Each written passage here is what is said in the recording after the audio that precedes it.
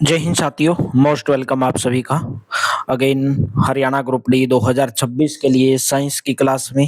तो आज class number 41 है। 15/15 की तैयारी आपको करवाई जा रही है। कल आपकी पूरी की पूरी एनसीईआरटी सीरीज खत्म हो जाएगी भाई, और फिर हम इसकी जगह पर 2 बजे इंग्लिश की क्लास की शुरुआत करेंगे।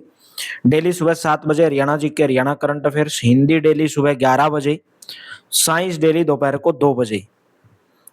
इसकी जगह पर आपको परसों से इंग्लिश की क्लास मिलेगी और डेली मॉक टेस्ट होता है रात को 9 बजे। बाकी मैं आपको बीच बीच में जो जितना भी मैंने आपको ये 42 क्लासेज होंगी, बीच बीच में मैं इसकी मैराथन करवाता रहूंगा 300 300 400 400 क्वेश्चन की। तो इस तरीके से आप लाइव मैराथन में ज्वाइन करके अपना रिवीजन भी कर सकते हैं साथ के साथ में। बाकी हमारे मॉक टेस्ट के अंदर जो मैं आपको साइंस करवा रहा हूँ वो भी एनसीईआरटी है, लेकिन वो कहीं ना कहीं इससे अलग है, मिलती जुलती है, थोड़े कैलकुलेटिव क्वेश्चन है उसके अंदर। तो वो भी आप जरूर करिए। साथ के साथ में मॉक टेस्ट लाइव होता है रात को 9 बजे। तो चलिए सेशन की शुरुआत करेंगे। कल ये क्वेश्चन आपको होमवर्क के रूप में दिया था कि एक ओम का नियम का संबंध निम्न में से कौन सा सत्य है। भाई ओम का जो नियम है, वी डायरेक्टली प्रोपोर्शनल टू आई, 1827 के अंदर एक जर्मन के फिजिशियन साइंटिस्ट थे जॉर्ज साइमन ओम। उनका नाम था जॉर्ज साइमन ओम। उन्होंने किसी भी मेटल के तार में से जो विद्युत धारा प्रवाहित करवाई और उसके सिरों के बीच पोटेंशियल डिफरेंस, विभवांतर के बीच में संबंध का पता लगाया, और उन्होंने बताया कि जो इलेक्ट्रिक करंट होता है वो डायरेक्टली प्रोपोर्शनल होता है वी के, विभवांतर के। यहीं पे अगर मैं डायरेक्टली प्रोपोर्शनल हटाऊंगा तो आर लग जाएगा कांस्टेंट, तो वी बराबर आई आर, और आर यहां से निकालूंगा तो आर बराबर वी बाई आई।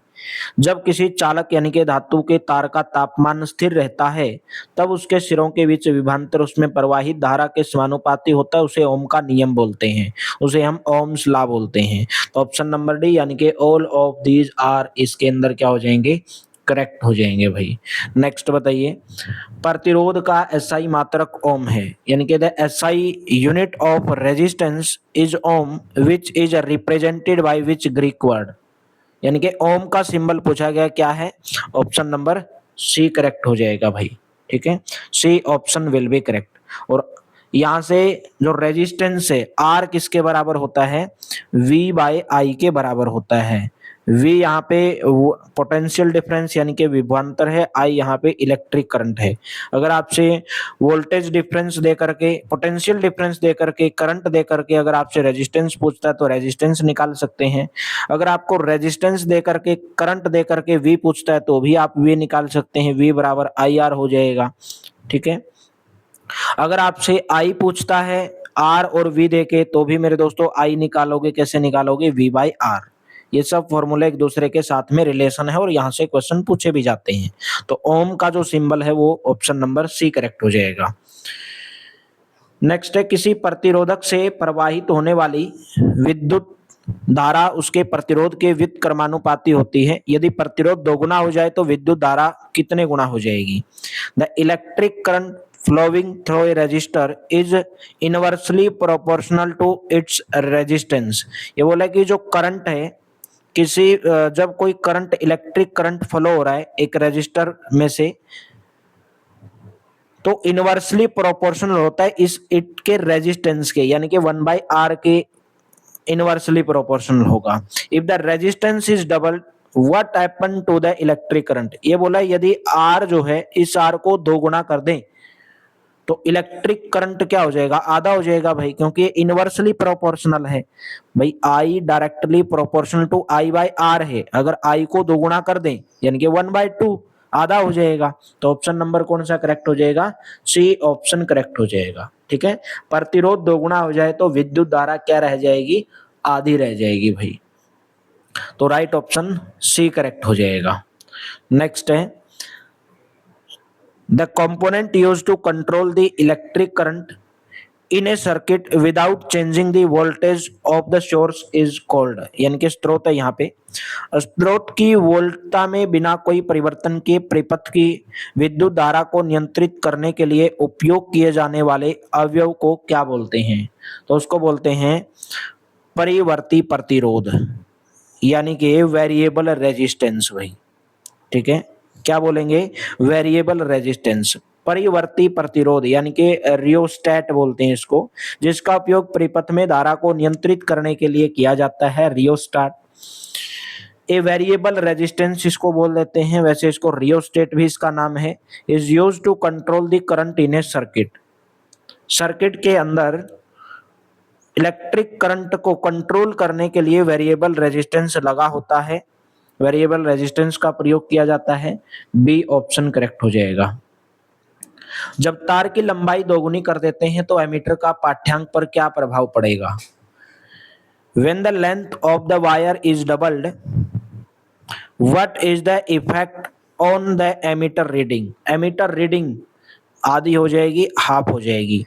तार की लंबाई बढ़ाने से उसका प्रतिरोध बढ़ता है। Increase the length of a wire increase its resistance, यानी कि अगर हम वायर की लेंथ को बढ़ाएंगे तो उसका रेजिस्टेंस बढ़ेगा, और रेजिस्टेंस अगर बढ़ेगा तो उसमें जो करंट है, जो धारा है, वो क्या हो जाएगी? कम हो जाएगी। अगर करंट कम हो जाएगा तो एमीटर क्या हो जाएगा भाई? रीडिंग उसकी कम हो जाएगी। एमीटर कब रीडिंग ज्यादा दिखाएगा? जब ज्यादा करंट होगा तो ज्यादा रीडिंग दिखाएगा, कम करंट होगा तो कम दिखाएगा। तो तार की अगर लंबाई को दोगुना कर देंगे, यानी कि पहले अगर L थी, अगर हम 2L कर दें, डबल कर दें, तो एमीटर का पाठ्यांक क्या हो जाएगा? डिक्रीज हो जाएगा, यानी कि आधा हो जाएगा भाई। ऑप्शन नंबर बी करेक्ट हो जाएगा। नेक्स्ट है, चालक का प्रतिरोध निम्न में से किस पर निर्भर करता है? The resistance of a conductor depends on, यानी कि किसी भी कंडक्टर का जो रेजिस्टेंस है वो किसके ऊपर डिपेंड करता है? Nature of the material of the conductor, उसके पदार्थ की प्रकृति पर, चालक के लंबाई पर, लेंथ ऑफ द कंडक्टर, उसके अनुप्रस्थ काट के क्षेत्रफल पर, cross sectional area of the conductor. तो ऑप्शन नंबर डी करेक्ट हो जाएगा। The resistance of a conductor depends on it's material, length and cross sectional area. मतलब है कोई भी वायर किस मटेरियल की वो बनी है, कॉपर की बनी है, एल्यूमिनियम की बनी है, कितनी उसकी लंबाई है और कितना उसका एरिया है। जैसे आपने कोई देखा होगा, कोई तार मोटी होती है, कोई पतली होती है, तो सभी के ऊपर यह डिपेंड करता है। ठीक है, और आर रेजिस्टेंस किसके डायरेक्टली प्रोपोर्शनल होता है? आई के बराबर, आई के डायरेक्टली प्रोपोर्शनल होता है। यानी कि मैं बोल सकता हूं एल लेंथ के, सॉरी, डायरेक्टली प्रोपोर्शनल होता है लेंथ के। R directly proportional to length, और R directly proportional to 1/a, यानी कि एम्पियर के। यानी कि जो रेजिस्टेंस है उसकी लंबाई के डायरेक्टली प्रोपोर्शनल होता है और उसके एरिया के व्युत्क्रमानुपाती होता है। यानी कि अगर आप लेंथ बढ़ाओगे, जितनी भी करोगे, तो रेजिस्टेंस उतना ही बढ़ेगा। अगर आप एरिया आधा करोगे, यानी कि अगर 2 गुना कर दोगे, तो रेजिस्टेंस आधा हो जाएगा। ठीक है, तो ऑप्शन नंबर आपका डी करेक्ट हो जाएगा। नेक्स्ट है, किसी पदार्थ का निम्न में से कौन सा ताप में परिवर्तन के साथ परिवर्तित हो जाते हैं? विच of the following properties of A substance change with it change in temperature. किसी भी सबस्टेंस की जो प्रॉपर्टी है उसका क्या चेंज हो जाएगा अगर हम टेम्परेचर को चेंज कर देंगे? तो ओनली रेजिस्टेंस या ओनली रेजिस्टिविटी, तो बोथ ऑफ द अबोव भाई। With increase in temperature resistance and resistivity of most substance changes. ताप बढ़ने पर, टेम्परेचर बढ़ने पर अधिकांश पदार्थों का प्रतिरोध और प्रतिरोधकता बदल जाती है भाई। ठीक है, और धातु या जो मिश्र धातु हैं उनकी जो प्रतिरोधकता है, उनकी जो रेजिस्टिविटी है वो बहुत कम होती है। कितनी कम होती है?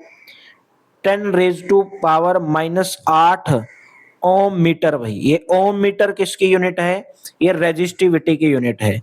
10⁻⁸ से लेकर 10⁻6 ओम मीटर तक इसकी जो है रेजिस्टिविटी होती है भाई, जो धातुएं होती हैं और जो मिश्र धातुएं होती हैं, यानी कि उनकी रेजिस्टिविटी बहुत कम होती है। रेजिस्टिविटी की यूनिट जो है वो क्या होती है? ओम मीटर होती है, प्रतिरोधकता की यूनिट। तो राइट ऑप्शन कौन सा रहेगा? सी ऑप्शन करेक्ट हो जाएगा। नेक्स्ट है, यदि किसी विद्युत बल्ब के तंतु का प्रतिरोध 1200 ओम, तो यह बल्ब 220 वोल्ट स्रोत से कितनी विद्युत धारा लेगा भाई? यानी कि हमसे इलेक्ट्रिक करंट पूछा गया है। If the resistance of the filament of an electric bulb, यानी कि कोई इलेक्ट्रिक बल्ब है, यदि उसका resistance, resistance means R, R उसका कितना दिया है हमें, 1200 ओम दिया है भाई, रेजिस्टेंस की यूनिट होती है ohm. How much current will be the bulb draw from a 220 volt भाई, वोल्टेज कितनी है 220 भाई। तो आई किसके बराबर होगा, यानी कि इलेक्ट्रिक करंट किसके बराबर होता है, ये होता है मेरे दोस्तों V बाई आर के बराबर, V बाई आर के बराबर। V कितना है 220 है और R कितना है भाई 1200 है। तो 0 से 0 काट दोगे, यहां से अगर इसको कट करोगे 120 बटे में 22 है, जाएगा तो नहीं पूरा का पूरा, इसको 11 पे कट कर लो, 11 दूनी 22 और यहाँ पे इसको कट करोगे 60, तो 11 बटे 60, 11 बटे 60, 11 बटे 60 को अगर डिवाइड करोगे ना जाने की 0, फिर कितने पर जाएगा, 60 एकम 60 पर जाएगा, 5 0 बचेगा, तो 6 अट्ठे 8 पर जाएगा, तो 0.18 एम्पियर भाई, ऑप्शन नंबर बी करेक्ट हो जाएगा। और विद्युत धारा इलेक्ट्रिक करंट की यूनिट एम्पियर होती है तो आंसर एम्पियर में आएगा। If an electric bulb current passes through the filament, in an electric bulb यदि current passes through the filament and the electric energy is converted into light and heat, यानी कि electric energy किस में convert हो रही है, light and heat के अंदर कन्वर्ट हो रही है। तो ये फॉर्मूले के ऊपर डिपेंड करेगा भाई, जब आपको फॉर्मूले याद होंगे, और सिंपल से हैं, कोई बड़ी बात नहीं है इसके अंदर। यदि किसी विद्युत हीटर की कुंडली का प्रतिरोध है, आपने हीटर तो देखा ही होगा, if the resistance of an coil of an electric heater is 100 ohm, यानी कि रेजिस्टेंस दिया है आर, दिया है 100 ohm, how much current will be the electric heated draw from 220 volt source, ये आपको वोल्टेज दिया है। तो आई हमको निकालना है, आई कैसे निकालोगे भाई, V बाई आर, वोल्टेज कितना है 200 है, 220 है, सॉरी 220 बटे में आर कितना है 100 है, तो 0 से 0 कट तो कर दोगे, 11 दूनी 22, 5 दूनी 10, तो 11 बटे 5 का मतलब भाई 2.2 ampere, option number C correct हो जाएगा। An electric heater converts electrical energy into heat energy, electrical heater क्या करता है, इलेक्ट्रिकल एनर्जी को हीट एनर्जी के अंदर कन्वर्ट करता है। नेक्स्ट है विद्युत धारा की दिशा होती है, तो ये तो हमने कर ही लिया क्वेश्चन, परिपथ में इलेक्ट्रॉनों की प्रवाह के विपरीत होती है, ऑप्शन नंबर ए हो जाएगा। The direction of electric current is conventionally taken from positive to negative which is opposite to the actual direction of electrons. Next है विद्युत बल्बों के तंतुओं के अंदर किसका निर्माण किया जाता है, यानी कि जो विद्युत बल्ब हैं वो पूछा गया है कि इसके अंदर किसके तंतुओं का निर्माण किया जाता है। तो यहां से हमसे पूछा गया कि जो विद्युत बल्ब हैं उनके तंतुओं के निर्माण में किस धातु का प्रयोग किया जाता है, तो उसमें किया जाता है टंगस्टन का, बी ऑप्शन करेक्ट हो जाएगा। टंगस्टन धातु का गलनांक बहुत अधिक होता है, इसलिए यह अधिक तापमान पर भी पिघलती नहीं और बल्ब में चमक उत्पन्न करती, यानी कि टंगस्टन का बना होता है जो फिलामेंट बना होता है, ऑप्शन नंबर बी करेक्ट हो जाएगा। किसी विद्युत इस्त्री में अधिकतम तापन दर के लिए 840 वोल्ट की दर से ऊर्जा उपभुक्त होती है, यानी कि कोई इलेक्ट्रॉन आयरन है, यानी कि आप जब प्रेस करते हो तो consume electric power at the rate of 840 volt, 840 volt वो इलेक्ट्रिक पावर कंज्यूम करती है when operating at the maximum heating setting, यानी कि जब आप उसको, ये सेटिंग होती है उसकी, जब आप इसको मैक्सिमम हीट के ऊपर सेट करते हो, and 360 volt when operating at the minimum heating setting, यानी कि जब आप इसकी सेटिंग मिनिमम हीट पे करते हो तो ये 360 वोल्ट जो है यूज करती है, ठीक है। If the supply voltage is 220 voltage, और आपने जिस भी स्विच के अंदर ये लगाई है इस्त्री, वो सप्लाई कर रहा है 220 voltage, calculate the current and resistance in both cases, भाई दोनों केस के अंदर आपको क्या कैलकुलेट करना है, करंट एंड रेजिस्टेंस आपको कैलकुलेट करना है। सबसे पहले यहाँ पे हमको पता है कि जो पावर होती है, यानी कि जो शक्ति होती है, पावर जो होती है वो किसके बराबर होती है, वी आई के बराबर होती है, वी आई के बराबर, यानी कि वोल्ट इंटू करंट, पावर यानी कि शक्ति, पावर की यूनिट क्या होती है, वोट होती है। तो electric iron maximum and minimum heating के ऊपर यहाँ पे आप इमेज में देख रहे हो, तो P बराबर VI, यानी कि शक्ति पावर किसके बराबर होती है, VI, वोल्टेज इनटू करंट के बराबर। तो I यहां से अगर मैं पता करूंगा तो क्या हो जाएगा, I इलेक्ट्रिक करंट हो जाएगा P/V। तो यहाँ पे P पहले वाली जो पावर है वो कितनी है, 840 वोल्ट है, तो 840 बटे में वोल्टेज कितनी है, 220 वोल्टेज है, दोनों केस में वोल्टेज 220 है।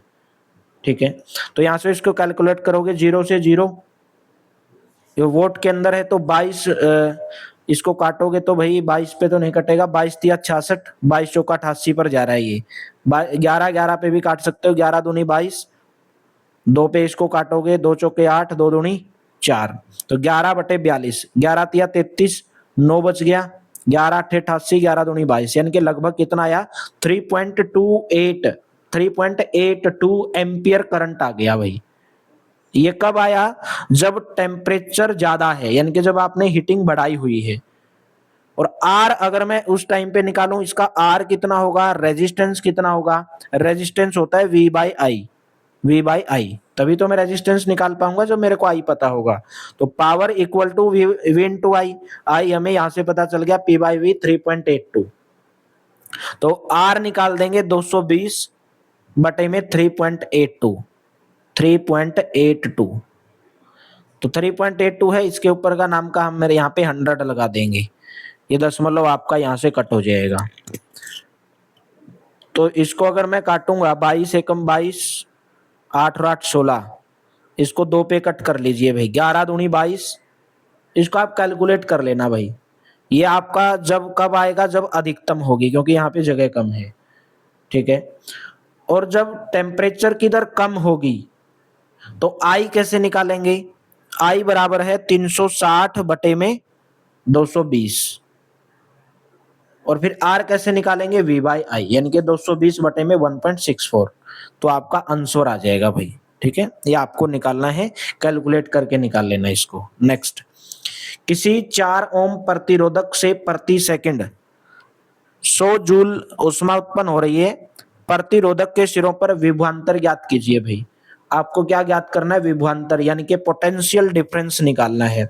और मेरे को पता है कि जो पोटेंशियल डिफरेंस है वो किसके बराबर होता है, I इंटू R के बराबर होता है, यानी कि करंट इंटू रेजिस्टेंस के बराबर होता है। लेकिन क्या यहाँ पे हमें करंट दिया गया, करंट हमें नहीं दिया गया, तो करंट तो हमें पता करना पड़ेगा भाई। ठीक है, तो पावर बराबर होती है V² इंटू में R, V²/R। पावर जूल पर सेकंड इसकी यूनिट होती है, आप वोट भी बोलते हो, रेजिस्टेंस की यूनिट ओम होती है, R यहाँ पे क्या है, रेजिस्टेंस है। किसी 4 ओम प्रतिरोधक से प्रति सेकंड 100 जूल ऊष्मा उत्पन्न हो रही है, तो प्रतिरोधक के सिरों पर विभवांतर ज्ञात कीजिए भाई। ठीक है, यहाँ पे 100 जूल आपको क्या दे दी है, ऊष्मा दे दी, यानी कि हीट दे दी। H यहाँ पे कितनी है, 100 जूल है भाई, इसको कैलकुलेट करना है भाई, एग्जाम में पूछा जाता है। हीट कितनी है, 100 जूल है, और रेजिस्टेंस यहाँ पे कितना है, 4 ओम है भाई, 4 ओम। तो टाइम यहाँ पे 1 ही सेकंड है, पर सेकंड होता है ये, 1 ही सेकंड। तो यहाँ से वोल्टेज अगर हमें निकालना है, क्या निकालना है, वोल्टेज हमें निकालना है भाई, विभवांतर निकालना है, V निकालना है। तो I जो होता है, करंट जो होता है, वो किसके बराबर होता है, H/RT का अंडर रूट, H/RT का अंडर रूट। H यहाँ पे क्या है, 100 है। ठीक है, R यहाँ पे क्या है, बटे में 4, और टाइम है T, तो ये 25 आ जाएगा, और 25 का रूट कितना आ जाएगा, 5। तो करंट हमारे पास आया 5 एम्पियर, करंट कितना आया, 5 एम्पियर। तो हमें निकालना है V, और V किसके बराबर होता है, IR के बराबर होता है, यहां से हमें पता है। करंट आया 5 एम्पियर, रेजिस्टेंस है 5, रेजिस्टेंस है सॉरी 4, यहाँ पे वैसे 40 ओम दिया है, यहाँ पे 4 लिख लेना भाई, 40 नहीं है, 4 है ये। ठीक है, 40 नहीं है ये, 4 ओम दिया है। तो IR करंट कितना आया, 5, रेजिस्टेंस आया 4, तो 5 गुणा के 4 यानी कि 20 वोल्ट। ऑप्शन नंबर आपका C करेक्ट हो जाएगा भाई। ठीक है, नेक्स्ट बताइए, बल्ब के तंतुओं को बढ़ाने के लिए टंगस्टन का उपयोग किया जाता है, जो कि एक परबल धातु है, क्योंकि इसका गलनांक जो है वो उच्च होता है, लगभग 3380 डिग्री सेल्सियस भाई। बल्ब के तंतुओं बनाने के लिए टंगस्टन का उपयोग किया जाता है, जो उच्च गलनांक की एक प्रबल धातु है। Tungsten is used to make the filament of bulb. It is a strong metal with high melting point, लगभग 3380 डिग्री सेल्सियस। नेक्स्ट है, निम्नलिखित में से कौन सा विद्युत ऊष्मा का उदाहरण है भाई? विद्युत ऊष्मा का, which of the following is are an example of electric heat? Electric heat, विद्युत इस्त्री यानी कि जो आपकी इलेक्ट्रिक आयरन है। इलेक्ट्रिक विद्युत ऊष्मा का मतलब है जो इलेक्ट्रिक एनर्जी को इलेक्ट्रिक हीट में कन्वर्ट कर दे भाई। विद्युत केतली यानी कि आपकी इलेक्ट्रिक केटल जो आप गर्म करते हो उसके अंदर, और इलेक्ट्रिक हीटर, तो तीनों के तीनों उदाहरण है किसके? विद्युत ऊष्मा के भाई। ऑप्शन नंबर डी करेक्ट हो जाएगा। बल्बों में रासायनिक दृष्टि से कौन सी गैस भरी जाती है जिससे उसके तंतु की आय में वृद्धि हो जाती है?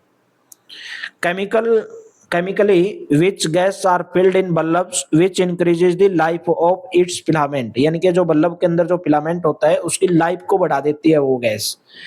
इनएक्टिव नाइट्रोजन, आर्गन गैस या हीलियम? तो ऑप्शन नंबर डी, ए और बी दोनों। Argon and inactive nitrogen gases are filled in bulbs which prevents oxidation of filament and increases its life। अगर ये गैसें नहीं होगी तो फिलामेंट का ऑक्सीडेशन हो जाएगा, ऑक्सीकरण हो जाएगा, उसके ऊपर जंग वगैरह वगैरह लगना, नमी आ जाएगी उसके ऊपर, ठीक है। तो इसलिए inactive nitrogen and argon gas उसके अंदर भरी जाती है। नेक्स्ट है, फ्यूज किसी ऐसी धातु अथवा मिश्र धातु के तार का टुकड़ा होता है जिसका उच्च गलनांक हो, जिसे संयोजित किस क्रम में किया जाता है? A fuse is a piece of wire made of a metal or alloy with a high melting point which is connected and which order? श्रेणी क्रम में भाई, सीरीज ऑर्डर के अंदर। फ्यूज को हमेशा सर्किट में श्रेणी क्रम में सीरीज ऑर्डर में जोड़ा जाता है ताकि अधिक धारा प्रवाहित होने पर यह पिघलकर सर्किट को सुरक्षित कर सके। आपने घरों में भी देखा होगा इस तरह का, ये पिघलने लग जाता है ताकि जो आपका सर्किट है वो सुरक्षित रहे। A fuse is always connected in series order in circuit so that its melt and protects the circuit when excessive current flow. यानी कि जब ज्यादा करंट आएगा ये पिघलना स्टार्ट कर देगा। आपने कई बार देखा होगा कि बोलते हैं कि फ्यूज उड़ गया, तो फ्यूज उड़ने से क्या होता है? आपकी लाइट चली जाती है। वो क्यों उड़ता है? जब ज्यादा करंट आ जाता है तो वो उड़ जाता है। तो आपके जो भी इंस्ट्रूमेंट है वगैरह वगैरह वो बच जाते हैं उसके उड़ने से, उसके जलने से। तो ऑप्शन नंबर ए करेक्ट हो जाएगा। If the electric current in a circuit exceed a specified value, the temperature of the fuse wire increases. What is the effect on fuse wire? यदि परिपथ के अंदर किसी भी निर्दिष्ट मान से अधिक मान की विद्युत धारा प्रवाहित होती है तो फ्यूज तार के ताप में वृद्धि होती है। तो इसे फ्यूज तार पर क्या प्रभाव पड़ता है? देखो, कोई भी वायर है, जब उसके अंदर से करंट फ्लो होता है तो हर वायर की एक कैपेसिटी होती है, वो हर वायर इतने वोल्ट के करंट को उसमें से प्रवाहित होने देती है। लेकिन अगर ज्यादा करंट फ्लो हो जाए और उसके अंदर जो फ्यूज है, एक बल्ब होगा छोटा सा, उसके अंदर फ्यूज उसको बोलते हैं, अगर टेम्परेचर ज्यादा होगा तो fuse wire, what is the effect on fuse wire के ऊपर क्या होगा? पिघल जाएगी और परिपथ टूट जाएगा, यानी कि लाइट चली जाएगी। ऑप्शन नंबर सी और बी दोनों। Excess current melts the fuse wire and breaks the circuit to protect the electrical system. यदि परिपथ में किसी निर्दिष्ट मान से अधिक मान की विद्युत धारा प्रवाहित होती हो गया, ये कार्य करने की दर को हम क्या बोलते हैं? कार्य करने की दर को शक्ति कहते हैं। ऑप्शन नंबर बी करेक्ट हो जाएगा। किसी कार्य को करने में लगाया गया समय जितना कम हो उस कार्य की दर उतनी अधिक होती है। अगर आप किसी कार्य को करने में कम समय लगा रहे हो तो उसके कार्य की जो दर है वो ज्यादा होगी, और इसी दर को शक्ति बोलते हैं, पावर बोलते हैं, यानी कि आप कितनी पावर से काम कर रहे हैं। वर्क करने की दर बराबर पावर। जैसे उदाहरण के लिए मशीन का काम करने की क्षमता, बल्ब की चमक, पंखे की तेजी, ये सब किसके ऊपर? उनकी पावर के ऊपर डिपेंड करते हैं भाई, कितने पावर का है वो। विद्युत शक्ति का एसआई मात्रक वाट है, इसका सूत्र क्या है? The SI unit of electrical power is what. क्या है? वॉट। तो विच हैज द फॉर्मूला, यानी कि वोट किसके बराबर है? वोट बराबर होता है volt into ampere. Option number B correct हो जाएगा, volt into ampere. B option will be correct. P बराबर है वोल्ट इंटू एम्पियर, एम्पियर यहाँ पे क्या है भाई, करंट ही है, करंट की यूनिट एम्पियर है, तो P बराबर वी आई भी हम बोल देते हैं। आई यहाँ पे इलेक्ट्रिक करंट की क्या है, यूनिट है एम्पियर। विद्युत ऊर्जा का व्यापारिक मात्रक किलोवाट घंटा है, जिसे सामान्य बोलचाल में हम क्या बोलते हैं। और 1 किलोवाट कितने वाट के बराबर होता है, 1 किलोवाट कितने वाट के बराबर होता है, 1000 वाट के बराबर होता है। 1 किलोवाट 1000 वोल्ट के बराबर होता है। विद्युत ऊर्जा का व्यापारिक मात्रक किलोवाट घंटा, जिसे सामान्य बोलचाल में हम क्या बोल देते हैं, यूनिट बोल देते हैं। सी ऑप्शन करेक्ट हो जाएगा। वाट जो है पावर का मात्रक है, पावर की यूनिट है। और काफी बड़े मात्रक में हम किलोवाट का प्रयोग कर लेते हैं अगर ज्यादा है तो kilowatt hour is commonly called unit, unit ही बोलते हैं उसको, ये भी एक यूनिट ही है। कोई विद्युत बल्ब 220 वोल्टेज के जनित्र से संयोजित है। यदि बल्ब से 0.50 एम्पियर विद्युत धारा प्रवाहित होती है तो बल्ब की शक्ति क्या होगी। ये बोले कोई भी इलेक्ट्रिक बल्ब है जो कनेक्टेड है 220 वोल्टेज के जनरेटर से। If the electric current flowing through the bulb, electric current इतना फ्लो हो रहा है तो what is the power of bulb. तो मैंने पावर का आपको फॉर्मूला बताया, क्या होता है, V इंटू आई या V इंटू ए, V इंटू ए यानी कि वोल्टेज इंटू करंट। वोल्टेज कितनी है 220, करंट कितना है 0.50 या V इंटू आई भी लिख देते हैं। आई इलेक्ट्रिक करंट है और आई की यूनिट होती है एम्पियर। तो 220 इंटू 0.5 यानी कि 110 आ जाएगी। बी ऑप्शन करेक्ट हो जाएगा, 110 वोल्ट आ जाएगी।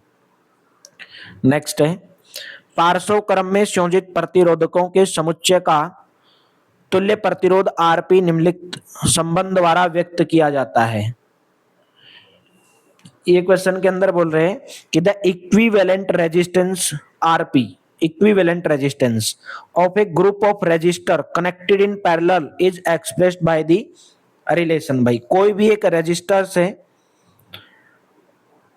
और वो पैरेलल के अंदर उसके अंदर कनेक्टेड है, वो जैसे R1 रेजिस्टेंस ये इसके अंदर लगा है, R2 लगा है, R3 लगा है, तो ये बोला है कि जो उसके तुल्य यानी कि इक्विवेलेंट रेजिस्टेंस क्या होगा, 1/Rp बराबर 1/R1 प्लस के 1/R2 प्लस के 1/R3, इस तरीके से होगा B option equivalent resistance.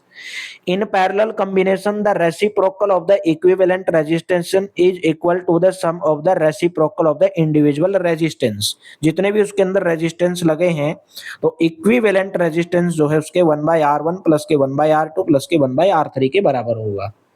Next है, 1 किलोवाट कितने वाट के बराबर होता है, 1 किलोवाट कितने वाट के बराबर होता है। सबसे पहले 1 किलोवाट आवर, 1 किलोवाट किसके बराबर होता है, 1000 वाट के। तो आवर लग गया इसके साथ में, आवर भाई एक घंटे में 3600 सेकंड होती हैं। कितनी सेकंड होती हैं, 3600 सेकंड। तो 1000 वाट गुणा 3600 सेकंड, 1000 वोट, 1000 वोट गुणा 3600 सेकंड यानी कि 3.6 गुणा 10 की पावर 6 वोट सेकंड। और वोट सेकंड को आप क्या बोलते हो, जूल बोलते हो। वोट सेकंड को क्या बोलते हो, जूल बोलते हो। किलोवाट आवर, किलोवाट विद्युत शक्ति की इकाई है, 1 किलोवाट बराबर 1000 वोट। तो 3.6 गुणा 10 की पावर 6 वोट सेकंड के बराबर होता है। तो यहाँ पे लिखा नहीं 1 किलोवाट कितने वाट के बराबर होता है, इसने बस यही पूछा है कि 1 किलोवाट 1000 वोट के बराबर होता है। भाई सी ऑप्शन करेक्ट हो जाएगा। अगर आपसे ये पूछ लेता कि 1 किलोवाट आवर किसके बराबर होता है तो फिर होगा ये 3.6 गुणा 10 की पावर 6, ये भी मोस्ट इंपोर्टेंट है, याद रखना। 3.6 गुणा 10 की पावर 6 जूल के बराबर। क्वेश्चन भी आ गया लो कि 1 किलोवाट किसके बराबर होता है, 3.6 गुणा 10 की पावर 6, जीरो लिख दे यहाँ पे, ये 6 आएगा यहाँ पे, ठीक है, 10 की पावर 6।